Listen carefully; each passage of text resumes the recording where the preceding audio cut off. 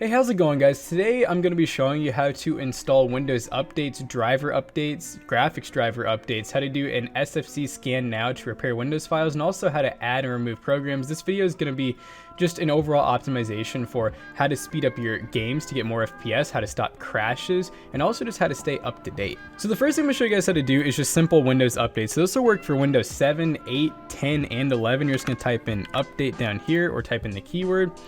And we'll see if we do actually have a Windows update. So you can also press check for updates. I always recommend pressing check for updates because even if it says you don't have any, a lot of times you press it and it'll come up with even more than you thought you had. Sometimes Windows is not great about auto. Look at that, I just found 2 more just from pressing that. And then we also have a whole entire build update available, which these are really important because these will have really good security fixes. They'll overall just fix optimization and whatnot. So this one's for 22H2 at the time. So basically you'll just press download install. I'm not gonna do that just yet because it's gonna definitely be a little taxing on the internet, but as you can see, we're already automatically downloading one of them. And then every single time you do big updates, it's going to want you to restart. It is important that you do restart, but you can install all your other updates before you restart. So now I'm gonna show you guys graphics drivers. So in this PC specifically, I actually have an RTX 2070, so that is a NVIDIA graphics card. There's 3 major brands of graphics cards right now. You have NVIDIA, AMD, and then Intel, new to the market. So we're gonna go to NVIDIA drivers, and then it's going to ask you to actually name what card you have. So we are on GeForce series, but as you can see, there's quite a few other series. So we're gonna do RTX 20 series and RTX 2070. Take your time with this too, guys. It can be a little complicated, but you're pretty much always going to be running 64-bit. Windows 11 doesn't even bother asking because I think you can only get it in 64-bit. And you're just going to press search, and then it's usually always going to come up with only one driver. As you can see, it's almost a gig. That's very normal. You're going to press download, and then it is going to be a little bit of a lengthy download. So you press download again, and if you have Google Chrome, you'll see it right down here. So we're gonna come back once it's done downloading. All right, so now once it's done downloading, you're just gonna click. It's gonna ask you, sure you wanna launch it. So you're gonna choose where you wanna install it. Now I already have my NVIDIA drivers downloaded, so it's just gonna ask you a couple more steps. I recommend, and when I say recommend, like highly recommend, especially if you're wanting to ever game, install everything that comes in the NVIDIA drivers. So you're gonna get an NVIDIA control panel, which is like the basic driver. That's what Windows will usually automatically install, and you can get away with that, but a lot of times certain games won't launch and certain ones will crash, you'll have problems. So download the actual control panel and NVIDIA GeForce Experience, because that's actually where you're gonna do your updates. So you're gonna notice if I click on this, it is going to ask to be signed in. So I'm actually signed in with an email, and then here's your home. It basically just lets you know what games you have and everything. It usually is not going to include every game in your playlist.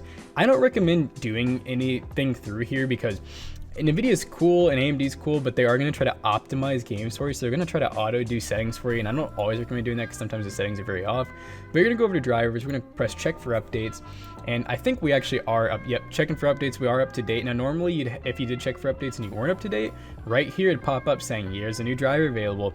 Keep those up to date like always. If you even get 1 or 2 drivers out of date, it's very common to have game crashes, blue screens, and other really weird issues. So just make sure you keep an eye on that because it won't always push them for you. Now, of course, if you have AMD drivers, you're going to go to AMD drivers, and this one's a little bit different.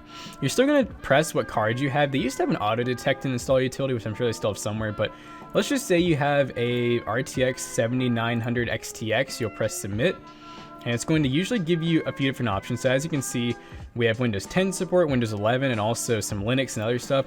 So let's just say we have Windows 11. You're going to press download, and then it's going to be very simple to the NVIDIA. Same with Intel. They're all going to be very similar. You're just going to download the driver for that specific card. If you get the card wrong, it's usually not a big deal. A lot of times it'll just say that card is not detected. You just go back, try to find the right one. But overall, it's a pretty easy thing to do, keeping your graphics up to date. Now, next up, we're kind of getting into more of the just general optimization. So we're going to add and remove program, which I just pulled up by typing in add or remove. It used to be called uninstall, which so if you type in uninstall, you can still find it on Windows 10 by typing in uninstall. But add or remove programs are a really nice little utility built into Windows. You can basically go through, and let's just say that I don't want let's just say I got rid of my Epson printer and I wanted to uninstall it. All you have to do is just press uninstall. It's going to give you a prompt saying, are you sure you want to uninstall this? And you press yes. Some of these programs, like let's say you have McAfee or some type of virus software, antivirus software, those are typically gonna be a little more difficult. They're gonna try to kind of trick you into keeping it by being like, are you sure you want to remove it? And in really tiny letters, it'll say yes. Just go through, you know, make sure you're paying attention. But this is a good way to find out if you have any kind of like, I'm gonna call them Trojan horses or malware. A lot of times they'll be installed as an actual application. So whenever I get a customer's PC and I want to make sure that they don't have any weird programs that could have installed viruses or programs that could be causing pop-ups, I usually go through here and just make sure, you know, obviously anything from Microsoft is going to be fine as long as it's not disguised, of course. These are like a lot of my games. So like here's a great example. I have no clue, like IBM Aspera Connect. I think it's like for some company. I could totally just uninstall that if I don't need it.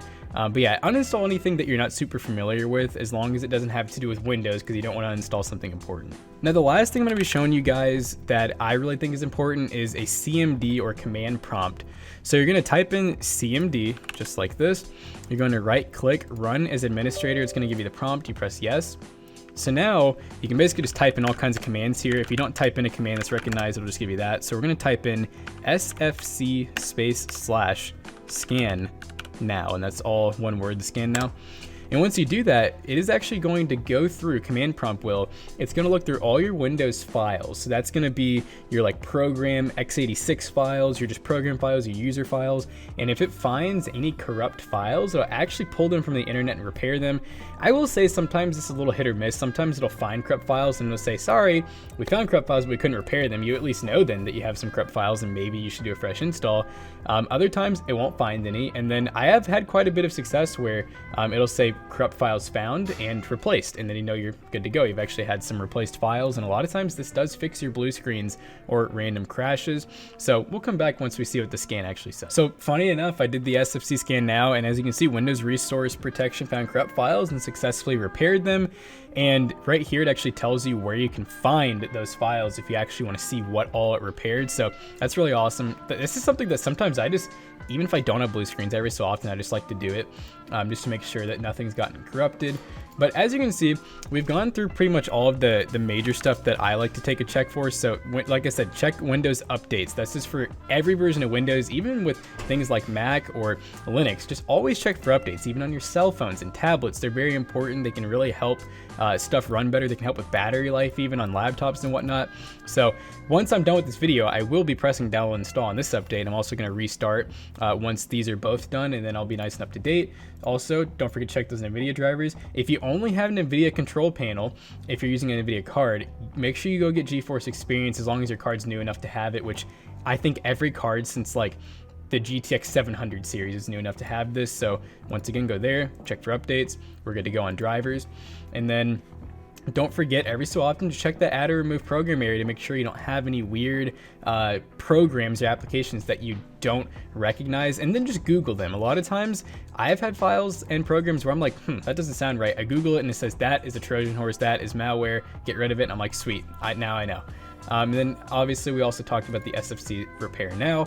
So overall, hope you guys enjoyed this video. If you haven't already, checked out the Toasty Bros, Toasty Clips, Toasty DIY YouTube channel, and thanks for shopping at PC Bros.